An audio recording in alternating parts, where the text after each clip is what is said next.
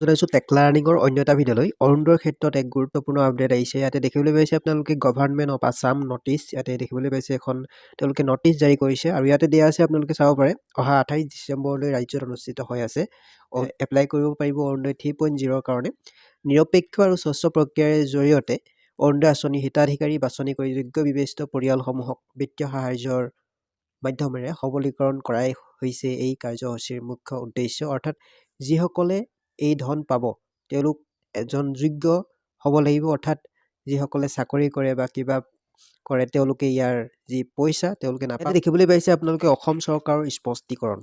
অৰুণোদয় 3.0 আঁচনিৰ বাবে উপাৰ্জনৰ প্ৰমাণ পত্ৰৰ আৱশ্যক নহয়। ইয়াতে দিছে অসম চৰকাৰৰ যি ইনকাম চাৰ্টিফিকেট অৰ্থাৎ ইনকাম চাৰ্টিফিকেটৰ প্ৰয়োজন নহয় বুলি কৈ আছে। ইয়াতে গুৰুত্বপূৰ্ণ এখন জাননী দিছে তেওঁলোকে। অসম চৰকাৰৰ বিত্ত বিভাগে অৰুণোদয় 3.0 আঁচনিৰ অধীনত উপাৰ্জনৰ প্ৰমাণ পত্ৰৰ প্ৰয়োজন সম্পৰ্কে এক স্পষ্টীকৰণ জাৰি কৰিছে। এই স্পষ্টীকৰণ অনুসৰি অৰুণোদয় 3.0 আঁচনিৰ অধীনত বিত্তীয় সাহায্য লাভ কৰিবলৈ বৈধ ৰেচন কাৰ্ড থকা ব্যক্তি তথা পৰিয়ালে উপাৰ্জনৰ প্ৰমাণ পত্ৰ জমা দিয়াৰ প্ৰয়োজন নাই। অৰ্থাৎ যিসকলৰ এখন ৰেচন কাৰ্ড আছে তেওঁলোকৰ ইনকাম চাৰ্টিফিকেট দিয়াৰ প্ৰয়োজন নাই বুলি কৈছে। সেয়েহে আবেদনকাৰীসকলক উপাৰ্জনৰ প্ৰমাণ পত্ৰ সন্দৰ্ভত যিকোনো বিভ্ৰান্তিকৰ তথ্য অথবা কোনো ব্যক্তি বা গোটৰ অভিপ্ৰায়ৰ ভুক্তভোগী নহ'বৰ বাবে সতৰ্ক হৈ থাকিবলৈ আহ্বান জনোৱা হ'ল।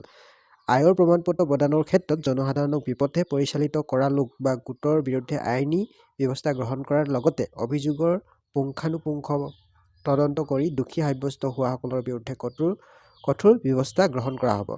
অসমৰ আৰ্থিকভাৱে দুৰ্বল পৰিয়ালসমূহক মাহিলী 1250 টকাকৈ বিত্তীয় সাহায্য প্ৰদান কৰাই হৈছে অৰুণোদয় 3.0 আঁচনিৰ মূল লক্ষ্য।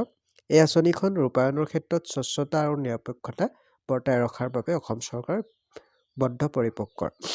অৰ্থাৎ এইখন যি অৰুণোদয় 3.0 কাৰণে আপোনালোকৰ ইনকাম চাৰ্টিফিকেটৰ প্ৰয়োজন নাই। তো স্বচ্ছতাভাৱে তেওঁলোকে নিৰপেক্ষতাভাৱে এই যি অৰুণোদয় 3.0 হয় তেওঁলোকে সকলোকে এই অৰুণোদয় 3.0 পইচা পাব বুলি তেওঁলোকে ইয়াত উল্লেখ কৰিছে। কোনো ধৰণৰ আপোনালোকৰ ইনকাম চাৰ্টিফিকেটৰ প্ৰয়োজন নাই, কোনো ধৰণৰ টেনশ্যন নাই আপোনালোকৰ। মাত্ৰ এখন ৰেচন কাৰ্ড থাকিলেই ইয়াৰ আপোনালোকে সুবিধা পাব। তেওঁলোকে এই নটিচ জাৰি কৰিছে অসম চৰকাৰৰ ফালৰ পৰা।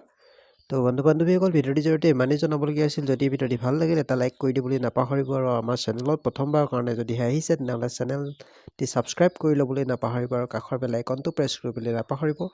ধন্যবাদ।